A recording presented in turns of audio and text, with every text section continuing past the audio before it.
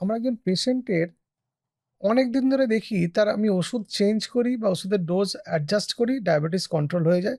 আবার কিছুদিনের মধ্যে আনকন্ট্রোল হয়ে যায়। আমি তখন জিজ্ঞেস করি যে, "আপনার খাবার-দাবারে কোনো পরিবর্তন হয়েছে?" বলল, "না, আমি যা খেতাম তাই খাই।" আমি বললাম, "হাঁটা-চলা কমিয়ে দিয়েছেন কি?"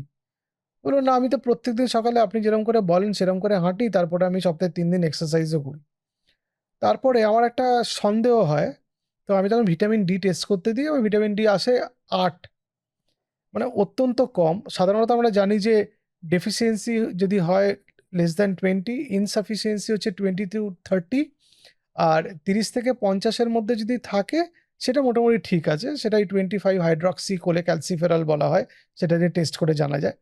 তো ভদ্রমহিলার 20 র নিচে মানে 8 মানে ডেফিসিয়েন্সি লেভেলে, এবং তাকে আমি পরে সাপ্লিমেন্ট দিই এবং সারপ্রাইজিংলি ডায়াবেটিস কন্ট্রোল হয়ে যায় তারপরে, এবং পরে আমাকে কিছুটা ওষুধ কমিয়েও দিতে হয়।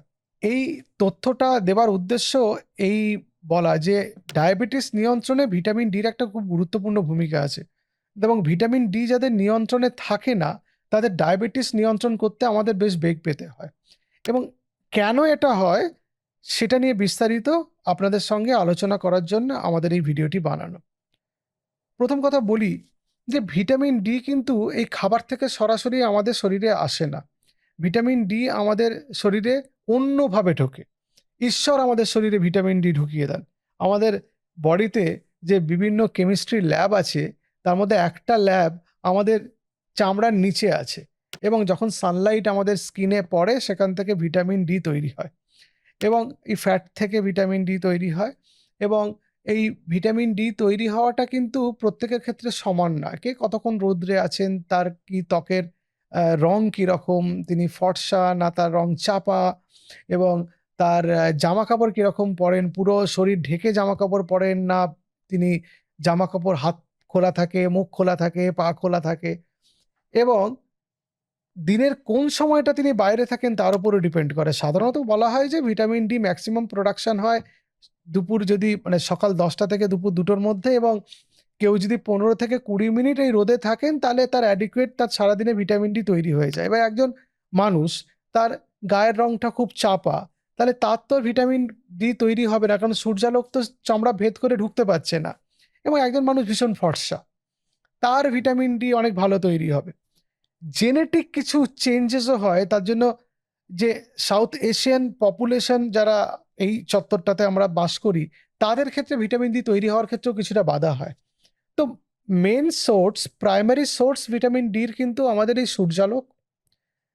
কিছু ডিমে ভিটামিন ডি থাকে, কিছু মাছ থেকে ভিটামিন ডি পাওয়া যায়। খুব সহজলভ্য সেই মাছগুলো নয়। ৪ টে মাছ, স্যামন, সার্ডিন, ম্যাকরেল এবং টুনা, এই ৪ টে মাছে ভিটামিন ডি পাওয়া যায়। কিছু ডেয়ারি প্রোডাক্টস আছে যেগুলো ফর্টিফিকেশন করা হয় এবং সেগুলো বাজারে কমার্শিয়ালি পাওয়া যায় সেগুলো। আর সাপ্লিমেন্টস ভিটামিন ডির সোর্স, যে আমরা বাইরে থেকে যেসব ওষুধ খাই, কিছু ট্যাবলেট আছে, কিছু সফট জিলেটিন ক্যাপসুল আছে, কিছু সিরাপ পাওয়া যায়, ইনজেকশন ফর্মে পাওয়া যায়, বাচ্চাদের ড্রপস আছে। এগুলো হচ্ছে সাপ্লিমেন্ট যেগুলো কমার্শিয়ালি অ্যাভেলেবেল আছে। সুতরাং এই হচ্ছে আমাদের ভিটামিন ডি সোর্স। এবার যদি ভিটামিন ডির রোল গ্লুকোজ মেটাবলিজমে কি সেটা জানতে হয়, তাহলে আমাদের এই ৪ টে পয়েন্ট জানতে হবে। ১ নম্বর, এই ভিটামিন ডি আমাদের প্যানক্রিয়াটিক বিটা সেলস থেকে ইনসুলিন নিঃসরণে সাহায্য করে। এটা আমরা অনেকেই জানি না। ২ নম্বর, এই ভিটামিন ডি আমাদের শরীরের লিভার এবং মাসেলে কিছুটা ইনসুলিন সেনসিটিভিটি বাড়িয়ে দেয়। ইনসুলিন অনেক বেটার ওয়েতে কাজ করতে পারে। তার জন্য আমাদের শরীরে গ্লুকোজ মেটাবলিজমটা অনেকটা বেটার হয়। আমি বলেছি যে আমাদের শরীরে ইনসুলিন অনেকটা গ্লুকোজ মেটাবলিজমের চাবির মতো কাজ করে। এই চাবি ছাড়া গ্লুকোজ কোষের মধ্যে ঢুকতে পারবে না। ইনসুলিন রিসেপ্টর যেটা তালা, ইনসুলিন হচ্ছে চাবি। ওই ইনসুলিন রিসেপ্টরের উপর এই চাবি মানে ইনসুলিন বসলে কনফার্মেশনাল রিসেপ্টরে চেঞ্জ হয়, গ্লুকোজ ট্রান্সপোর্টারগুলো চলে আসে, তার মাধ্যমে গ্লুকোজ শরীরের মধ্যে ঢোকে মানে কোষের মধ্যে ঢুকে যায়। তার ফলে সেই কোষের মধ্যে তারপরে ক্রেবস সাইকেল অনেকগুলো কেমিক্যাল রিঅ্যাকশনের মাধ্যমে এটিপি তৈরি করে। এটা হচ্ছে গ্লুকোজ মেটাবলিজমের পদ্ধতি। মানে মেটাবলিজম মানে কিন্তু হজম নয়।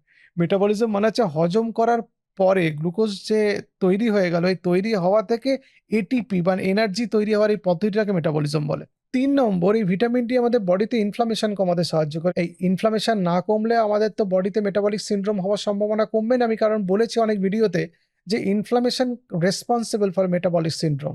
আর 4 নম্বর হচ্ছে এই ভিটামিন ডি আমাদের শরীরে ক্যালসিয়াম ব্যালেন্স ঠিক করতে সাহায্য করে। যে প্যানক্রিয়াটিক বিটা সেলস যেগুলো আমাদের প্যানক্রিয়াসের মধ্যে আইলেটস অফ ল্যাঙ্গারেন্সে থাকে, সেখান থেকে যে ইনসুলিন বেরোয়, সেই ইনসুলিন বেরোতে গেলে এই ক্যালসিয়াম ইনফ্লাক্স দরকার, নাহলে ইনসুলিন বেরোতে পারবে না।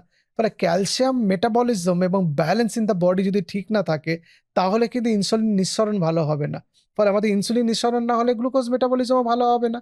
তার জন্য এই ভিটামিন ডি এই 4টে ভাবে আমাদের শরীরে গুরুত্বপূর্ণ কাজ করে: নিঃসরণ,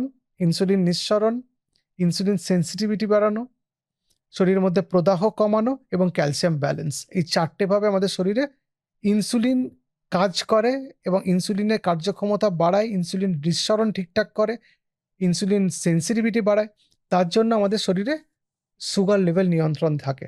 যাদের শরীরে ভিটামিন ডি কম তাদের ডায়াবেটিস হওয়ার সম্ভাবনা বাড়ে। অনেকগুলো এপিডেমিওলজিক্যাল স্টাডি হয়েছিল, তাতে দেখা গেছে ইনসুলিন এবং গ্লুকোজ মেটাবলিজম এগুলো সবকটা ক্ষতিগ্রস্ত হয় যদি ভিটামিন ডি কম থাকে। ফলে তার জন্য ডায়াবেটিসের সম্ভাবনা বেড়ে যায়। কারণ ভিটামিন ডি কম থাকলে আমাদের শরীরে ইনসুলিন রেজিস্ট্যান্স বাড়ে। একটু আগেই বললাম মাসল এবং ফ্যাট এবং লিভারে যেখানে ইনসুলিন কাজ করে, যেখানে ইনসুলিন রিসেপ্টরসগুলো আছে সেখানে ভালো করে কাজ করতে পারে না। ফলে শরীরের মধ্যে ইনসুলিন বেশি জমে যায়, ইনসুলিন তৈরি হচ্ছে, কাজ করতে পারছে না। হাইপার ইনসুলিনিমিয়া মতো স্টেট তৈরি হয়, তার জন্য আমাদের ডায়াবেটিস হয়ে যায়, টাইপ 2 ডায়াবেটিস। শুধু তাই না, এই যে ইনসুলিন নিঃসরণ হতে পারছে না কারণ বিটা সেল ফাংশন পুয়ার হয়ে যায়, তারা কাজ করতে পারে না, সেখান থেকে ইনসুলিন ঠিকঠাক বেরোতে পারে না। সেই জন্য ডায়াবেটিস হওয়ার সম্ভাবনা বেড়ে যায়। এবং পরোক্ষভাবে আমাদের শরীরে প্রদাহ বেড়ে যাওয়ার জন্য, ভিটামিন ডি কম থাকার জন্য প্রদাহ বেড়ে যায়, তো তার জন্য গ্লুকোজ লেভেল বেড়ে যায়, ফলে ডায়াবেটিস হয়ে যায় এবং তখন ডায়াবেটিস ডিটেক্টেড হয়।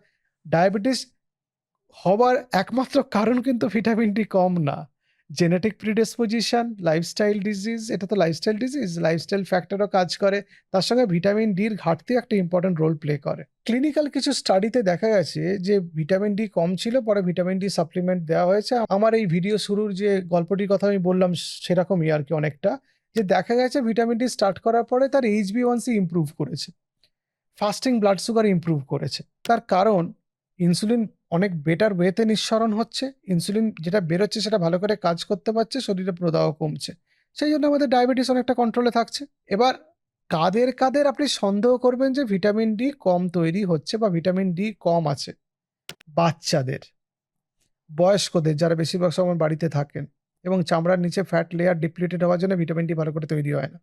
ওবিজ, যাদের স্বাস্থ্য বেশি ভালো, শরীরে প্রচুর ফ্যাট জমে আছে, যারা বাইরে কম বেরোয়, সিডেন্টারি লাইফস্টাইল আছে, যারা জামার যে কাপড় খুব বেশি পরেন ঢেকে, কিছু কিছু ধর্মীয় পোশাক আশাক আছে যেগুলোতে অনেকটা ঢেকে জামা কাপড় পরতে হয়, সেই ক্ষেত্রে, যাদের ক্রনিক কিডনি ডিজিজ আছে, যাদের চামড়ার রং চাপা, তাদের ক্ষেত্রে, এবং যারা অ্যালকোহল এবং স্মোকিং যারা আসক্ত তাদের ক্ষেত্রেও।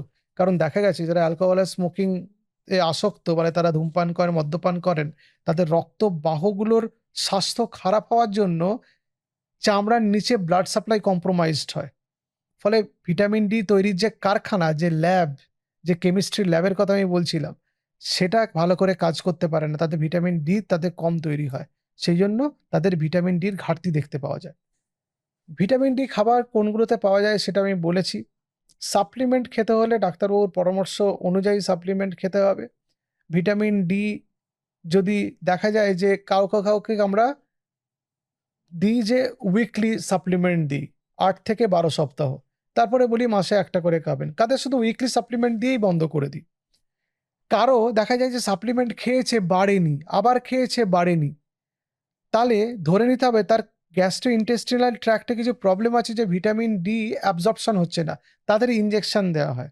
বাচ্চাদের ক্যাপসুল খেতে পারবে না, ট্যাবলেট খেতে পারবে না, ড্রপস দেওয়া হয়, তাদেরও নির্দিষ্ট সময় আছে। আজকাল জন্মের পরে ভিটামিন ডি অনেক অনেক বাচ্চাকে এমনি রুটিনলি দেওয়া হয় এবং সেটা ওরাল ড্রপসের মাধ্যমে দেওয়া হয় এবং সেটা ডেইলি ডোজ থাকে, সেটা খুবই অল্প ডোজে প্রত্যেকদিন দেওয়া হয়।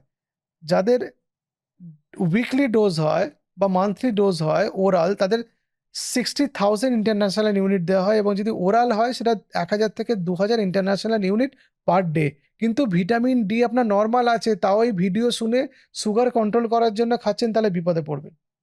কারণ ভিটামিন ডি যদি রক্তে বেড়ে যায় সেটাকে হাইপার ভিটামিনোসিস ডি বলে। সেটা একটা অসুবিধা তৈরি করতে পারে। সেটা একটা বিপজ্জনক রোগ। সেটার জন্য হতে পারে যে আপনাকে হাসপাতালে ভর্তিও হতে পারে। সুতরাং আপনাকে টেস্ট না করে ভিটামিন ডি না খাওয়ার জন্য আমি বলছি, এবং যখনই ভিটামিন ডি খাবেন অন্তত আপনার পারিবারিক ডাক্তারবাবুর সঙ্গে একবার কথা বলে নেবেন এবং কতদিন খাবেন তিনি বলে দেবেন। ভিটামিন ডি রক্তে ঠিক রাখতে গেলে আপনাকে কতগুলো নিয়মকানুনও মানতে হবে। আপনাকে এক্সারসাইজ করতে হবে।